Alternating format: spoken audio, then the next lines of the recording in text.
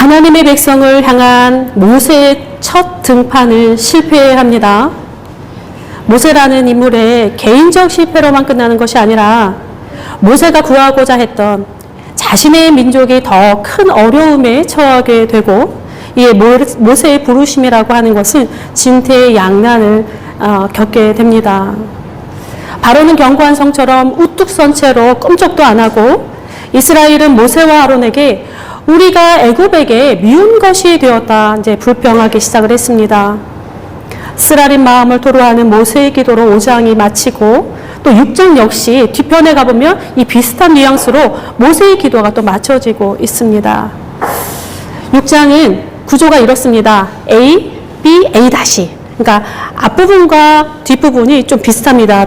중간이 다르고, 전반부와 후반부는 하나의 이야기로 이어지고, 또 그 이야기는 모세가 자신의 부르심 그 소명에 대해서 하나님 앞에서 씨름하는 그런 장면입니다. 이에 대한 하나님의 답변이 길게 이어집니다. 그 사이에 족보가 이제 불쑥 삽입되어 있는데 저자의 의도성이 굉장히 많이 묻어납니다. 이스라엘 전체 족보는 아닙니다. 야곱의 12아들 중에 셋째 아들까지만 기록하고 있고, 첫째와 둘째의 이름도 셋째 이름에 도착하기 위한 그런 하나의 징검다리처럼 보여집니다.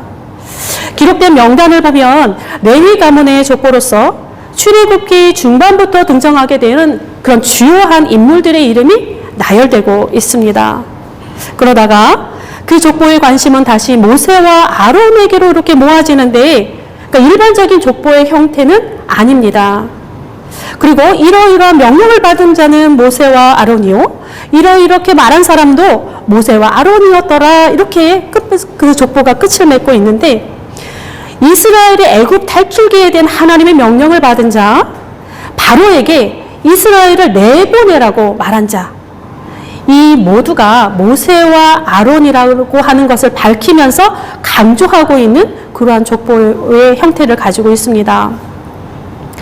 출애굽의 지도자로서 이들의 정통성을 분명히 하는데 무게감이 실려 있는 것 같기도 한데, 아론에게 더 많은 할애를 하고 있습니다.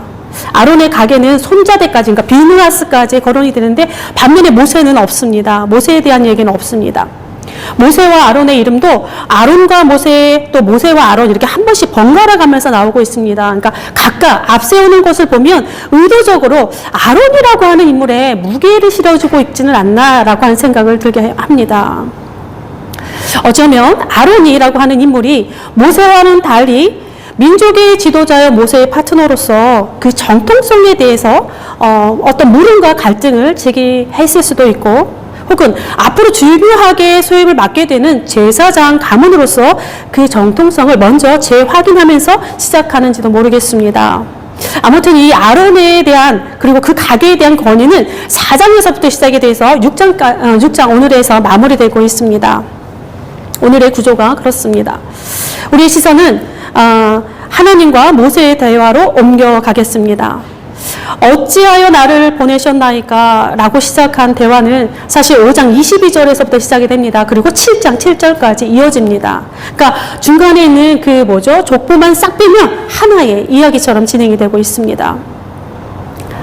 그런데 이 부분이요, 유대 고대사의 기록과는 좀 더 굉장히 많이 다릅니다. 제가 유대의 고대사를 요약해서 한번 읽어봐 드리겠습니다.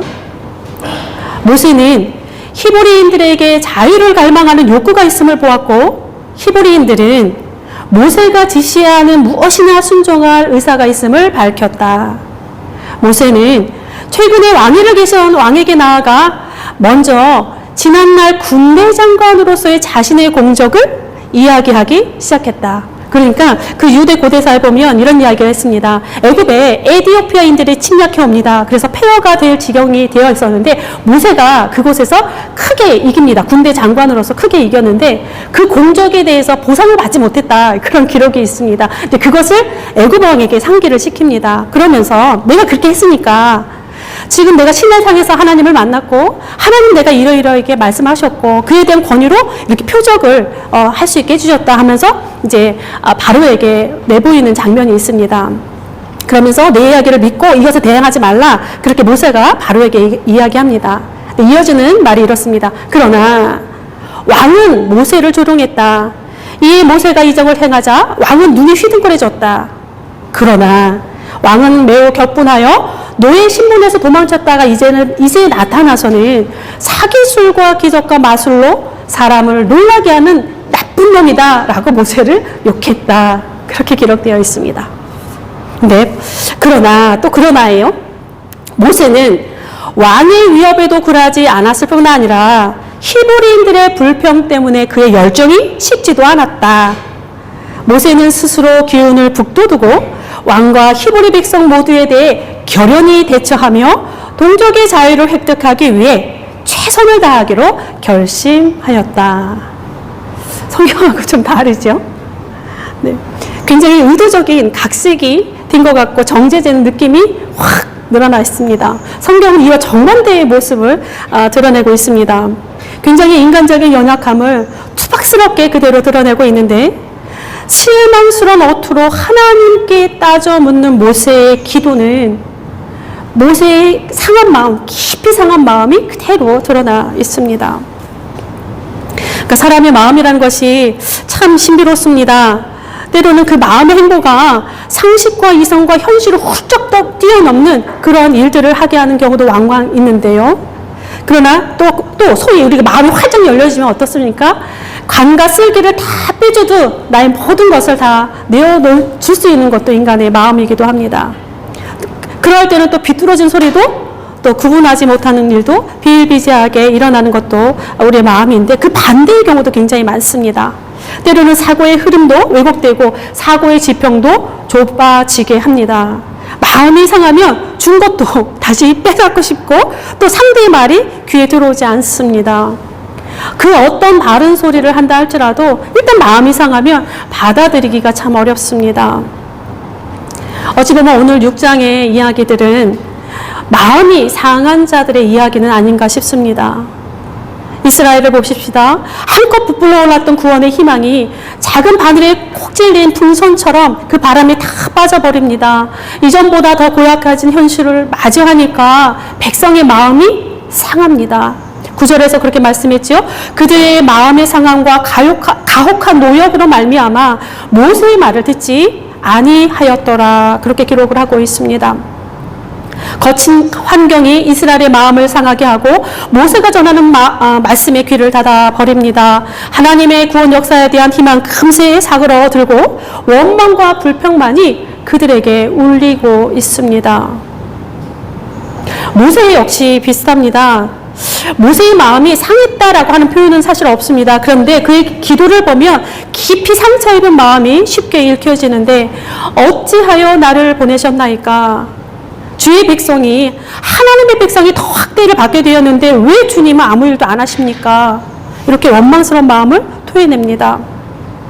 그가 자원하지 않았습니다. 가기 싫다고 했습니다. 자신은 자격이 없다고, 내게는 능력이 없다고 못 가겠다 했습니다. 그러니 하나님께서 먼저 함께 하시겠다 약속하셨고 모세를 지은 이가 하나님이라 말씀하셨고 여러 가지 신기한 이적들을 행하게 하시면서 마음을 다독거려 주신 이가 하나님이셨습니다. 노를 바라시면서까지 그를 일으켜 세우시면서 등 떠밀듯 보내신 분은 하나님이셨습니다. 그런데 첫 판에 무너졌습니다. 보기 좋게 내쳐집니다. 게다가 자신의 민족에게까지 원망과 불평의 말을 듣게 됩니다. 모세 자신의 유익을 위한 것도 아니요 그의 안위와 번영을 위한 것도 아니었습니다. 그러니 모세의 마음이 안 상한다면 그것은 더 이상한 일일 것입니다. 족보 부분을 제외하고 앞뒤의 부분에 반복되는 모세의 말이 있습니다. 나는 입이 둔한 자입니다 라는 표현입니다. 12절과 마지막 절에 기록되어 있는데 그 사장에서 처음 소명을 받던 날 나는 본래 말을 잘하지 못하는 자라. 나는 입이 뻣뻣하고 혀가 둔한 자라 라고 하는 것을 떠올리게 합니다. 거기서는 느리다라고 하는 단어가 반복되어 사용되어졌는데 본문 6장에서는 입이 둔한 자라는 표현이 사용됩니다. 여기서 둔하다라고 하는 단어는요, 할례받지 않은 이라고 하는 뜻을 가지고 있습니다. 할례는 하나님과 그 백성 간의 상징입니다. 서로 이렇게 속해 있다라고 하는 언약의 상징으로서 하나님 편에서는 하나님의 백성에 대한 주권을 표시하는 것이고, 백성의 입장에서는 하나님께 대한 순종, 그 다스림의 의미를 담고 있습니다. 누가 사람의 입을 지었느냐? 내가 내 입과 함께 하겠다라고 하나님의 말씀이 있었는데, 모세가 이 모든 실패의 원인을 할례받지 못한 자신의 입에 둔다라고 하는 것은 하나님과 모세 사이에 모종의 긴장감이 계속 존재했다라고 하는 것을 보여줍니다. 5장 22절에 보면 모세가 여호와께 돌아와서 아뢰되라고 하는 표현이 있습니다. 어쨌든 이 모세는 이 긴장감을, 이 실패를 하나님과 풀려하고 있습니다. 그러니까 모세의 상한 마음과 이스라엘의 상한 마음이 이렇게 달라지는, 그 결이 달라지는 부분이기도 합니다. 이 모세의 마음 상함을 다윗의 시편과 함께 살펴보고자 하겠습니다. 시편 34편 18절입니다. 여호와는 마음이 상한 자를 가까이 하시고 중심으로 통회하는 자를 구원하시는도다. 또 시편 51편입니다. 하나님께서 구하시는 제사는 상한 심령이라 하나님이여 상하고 통회하는 마음을 주께서 멸시하지 아니하시리이다. 시편 34편은 사무엘상 21장을 배경으로 합니다. 다윗이 사울을 피해서 도망갑니다.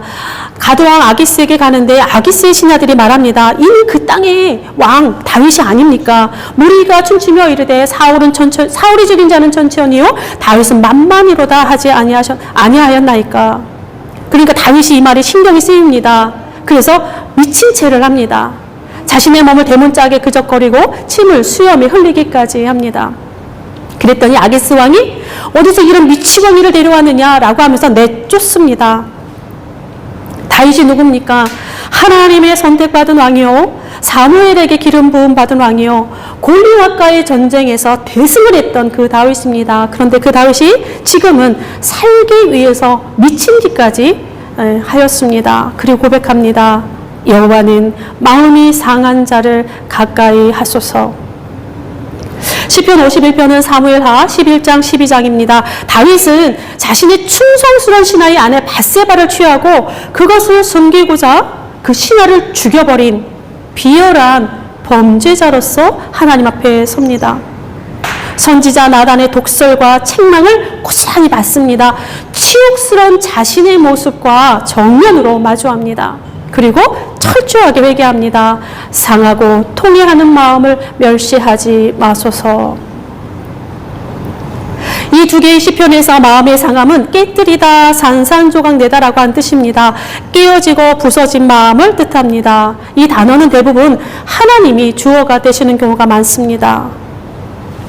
왕으로 기름 부음을 받았으나 하나님의 뜻은 더없이 더디게만 흐르고 고난은 그의 마음을 더욱 상하게 합니다. 그래서 깨어진 마음은 하나님을 찾습니다. 시편 34편입니다. 왕의 자리에 앉았으나 그 자리를 지키기에 턱없이 부족한 한 인간의 모습으로 서게 됩니다. 인간의 연약함으로 인해서 깨어진 마음, 인간의 무능함으로 인해서 다 부서진 마음, 그래서 산산조각난 마음 하나하나 움켜쥐면서 다시 하나님을 찾습니다. 시편 51편입니다. 하나님이 아니고는 다시 회복될 수 없는 그런 깨어짐입니다. 하나님이 필요하고 하나님이 도우셔야 하는 그러한 상한 마음입니다. 어찌하여 나를 보내셨나이까? 항변하는 듯한 이 모세의 마음 역시 그렇게 상하고 깨어진 마음입니다. 왜 하나님은 아무 일도 안 하십니까? 왜 하나님은 그저 지켜보고만 계십니까? 모두가 하나님 책임이라고 하는 원망 섞인 기도는 좌절된 그의 소명의 아픔이 짙게 배어 있습니다. 유대의 고대사의 기록처럼 스스로 기운을 북돋우고 다시 심기일전해서 최선을 다하기로 결심했으면 좋으련만 잘 되지 않는 것이 현실입니다. 하나님의 시간과 모세의 시간은 다르게 흐르고 모세는 깨어졌습니다. 산산조각 났습니다. 그러나 다시 하나님께 돌아와서 인간적인 연약함과 한계와 그 무능함을 부르심의 소명과 함께 실루합니다. 다윗과 모세의 격과는 다른 이스라엘의 상한 마음을 보겠습니다. 이스라엘이 이 상한 마음이 상했다라고 했을 때 이 상한 마음은 이들과는 다른 단어가 쓰였습니다. 짧다, 조급하다, 부족하다라고 하는 단어가 사용되었습니다. 그러니까 조급한 마음, 부족한 마음이라 해도 무리가 없을 것 같습니다. 이들의 끝이 보이지 않는 고단한 삶에 한 줄기 빛이 들어왔습니다. 그랬더니 이제는 당장 무슨 일이 일어날 것이라 기대했습니다. 당연한 일 아니겠습니까? 그러나 점점 좋아질 것이라고 하는 생각과 그 현실이 될 자유와 구원의 그 바람이 산산조각 나서 흩어지는 것을 보면서 자신들에게 또한 무겁게 다가오는 그 현실을 바라보니 마음이 짧아지고 마음이 부족해집니다.